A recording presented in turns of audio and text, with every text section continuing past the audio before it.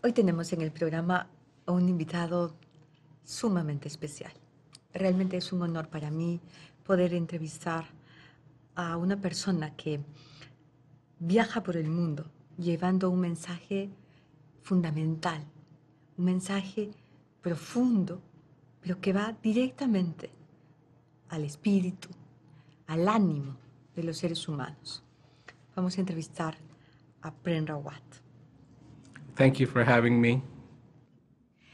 Tengo muchas preguntas para hacerle, una gran curiosidad sobre cómo se sostiene en un mundo como el actual un mensaje que trae la fortaleza espiritual que trae el suyo. It's really not a spiritual message. It's a message for people, for them to find out more about themselves, about their existence.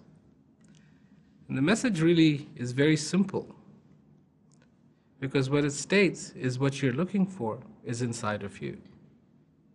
And what's so interesting, that it is not new. From the time of Socrates, this is exactly what has been said, that what you're looking for resides within you, that you have the answers. There are questions, but you have the answers. Está en nuestra memoria, en nuestro inconsciente. Ambas cosas nos fortalecen. It is not so much that you try to pinpoint a spot of where it is, but it is. And that's what's important. Whether it is in our mind,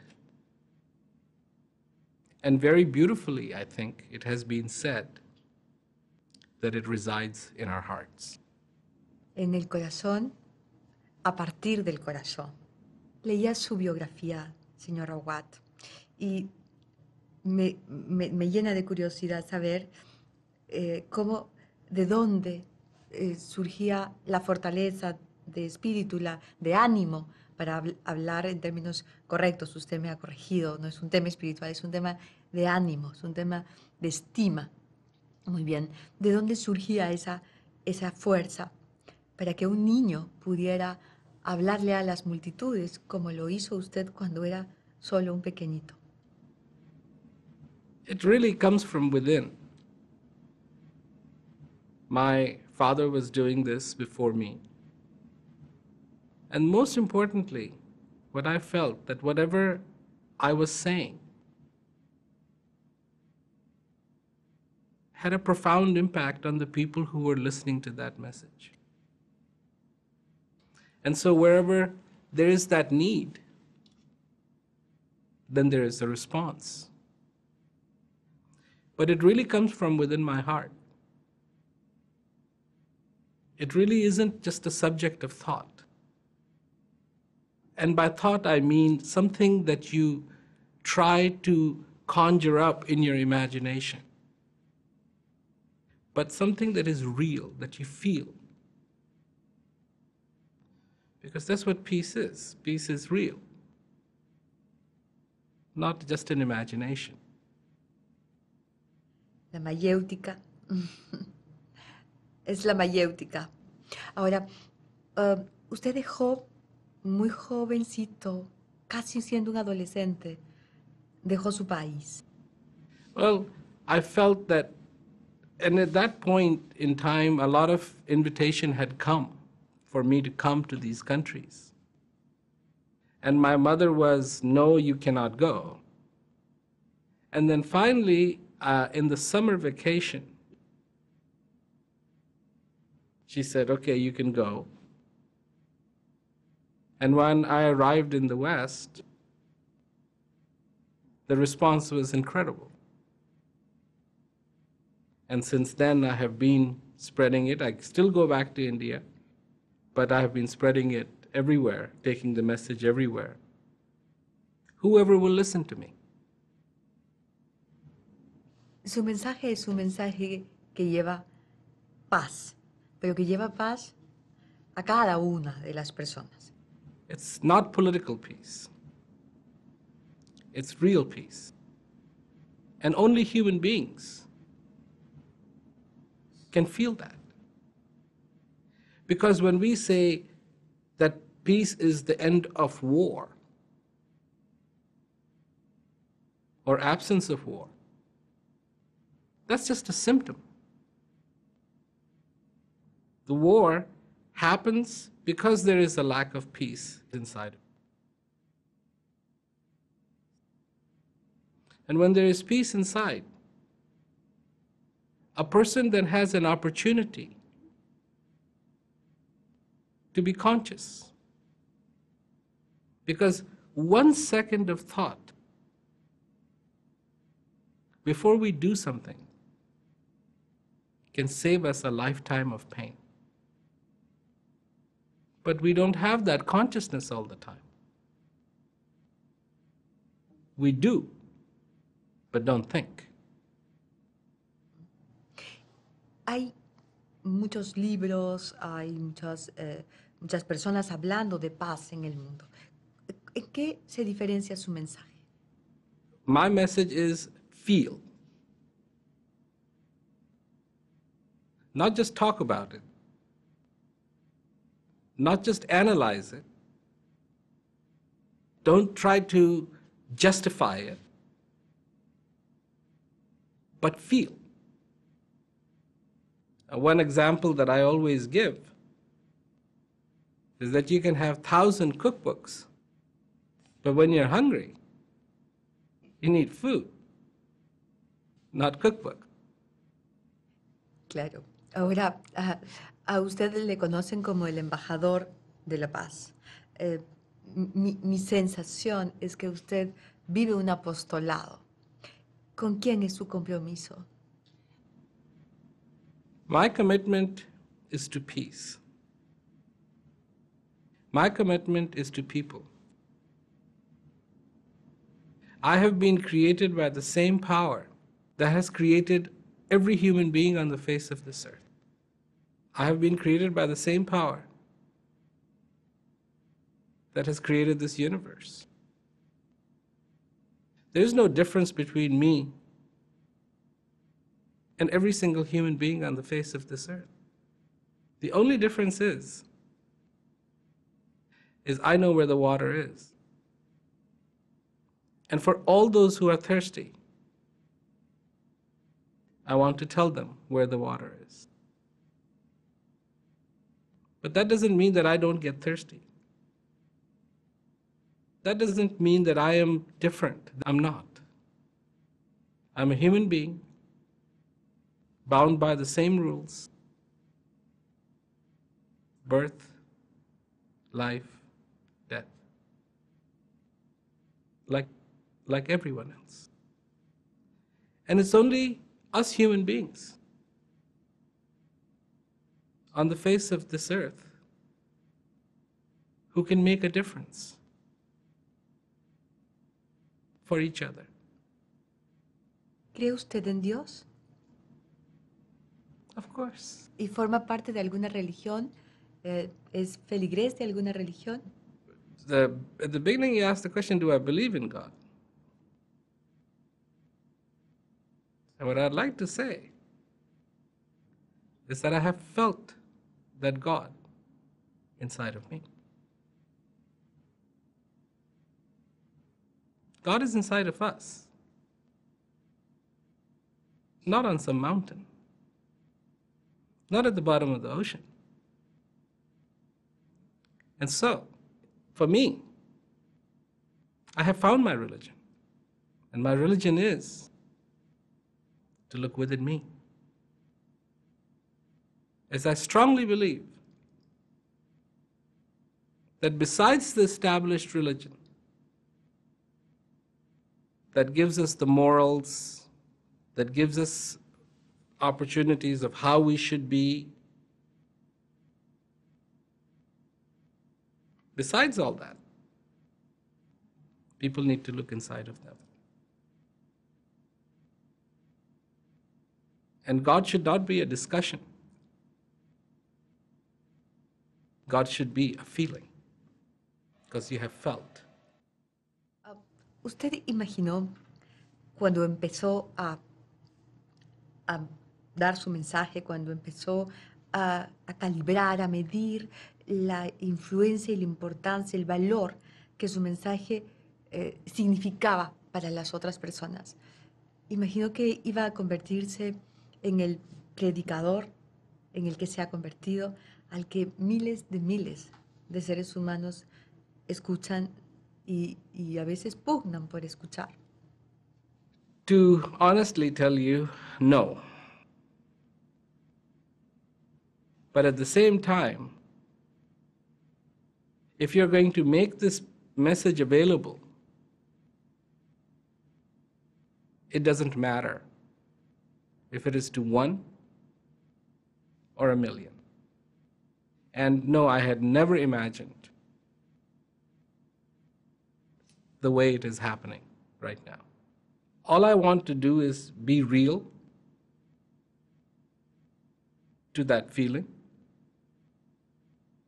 to my heart,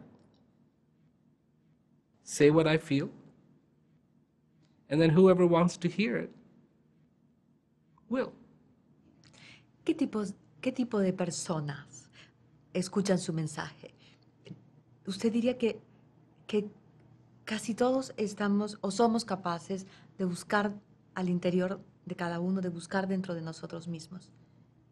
Yes, I think that people who listen to this message are from all walks of life.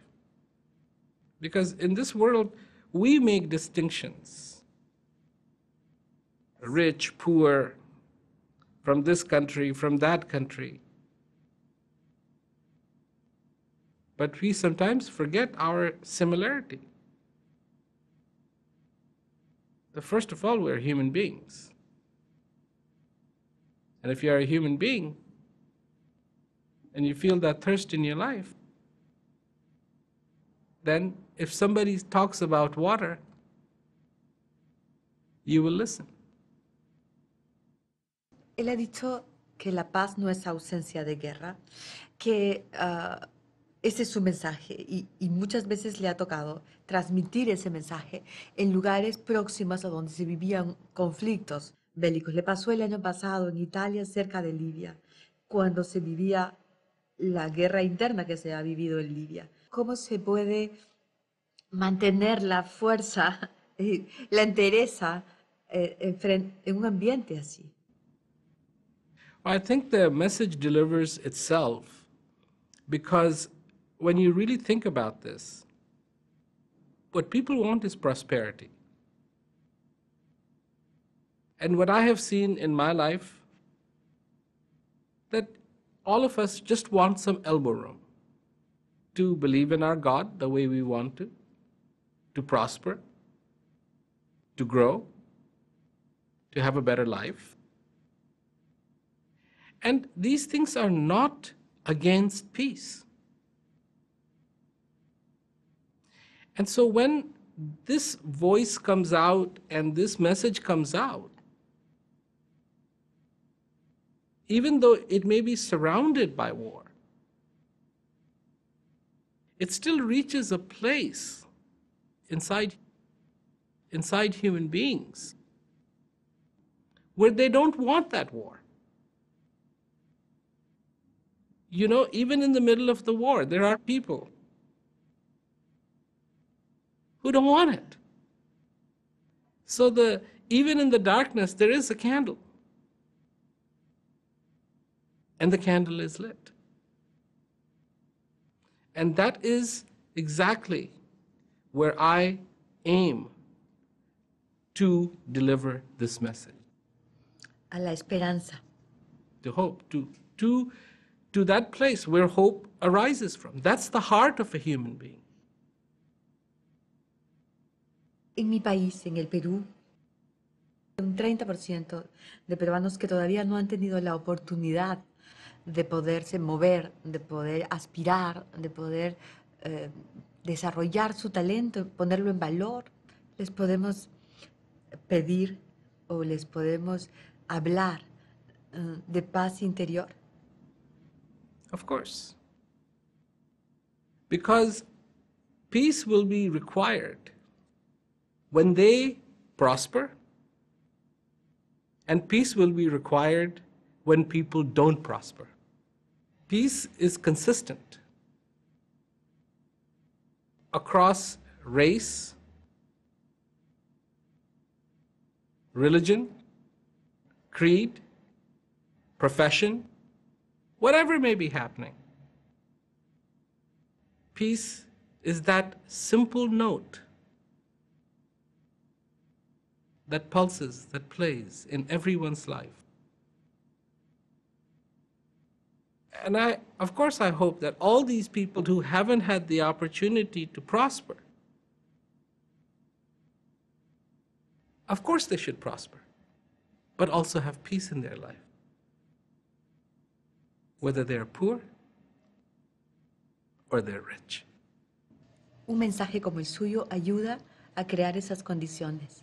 Well, I know one thing, that when you talk about that peace,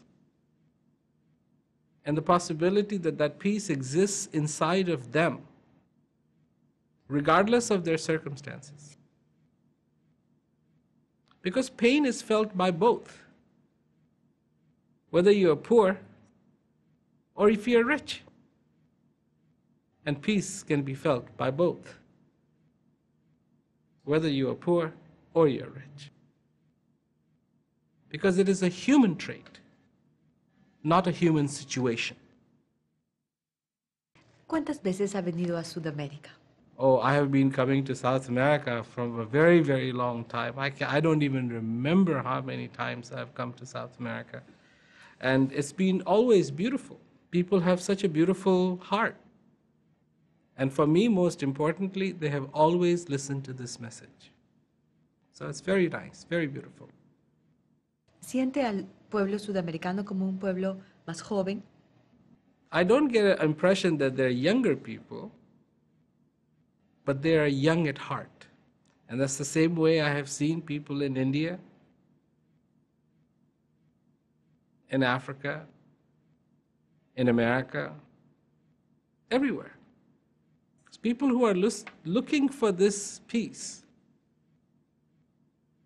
are very young in heart. Usted fue invitado el año pasado al Parlamento Europeo, en un momento en el que la crisis financiera empezaba a declararse. La mayoría de esos dirigentes. ¿Cómo sintieron ellos? ¿Cómo sintió usted que sintieron ellos su mensaje? It was very interesting because I was talking to quite a few people and everybody was very concerned about the crisis. But you know what we forget? Is that crises have come before and gone. Good things happen, bad things happen. And my message is, what did you want when everything was good? And now that everything is not good, what do you want? Because that's very obvious. People want peace. So yes, bad times come, crisis comes. But that doesn't mean that we ignore the thirst, that we ignore the basic fundamentals. Because that's what crisis strikes at. Whatever the excuse of the crisis may be, it attacks the fundamentals of a human being. And the strength is that fundamentals should not be thrown away. They should be preserved.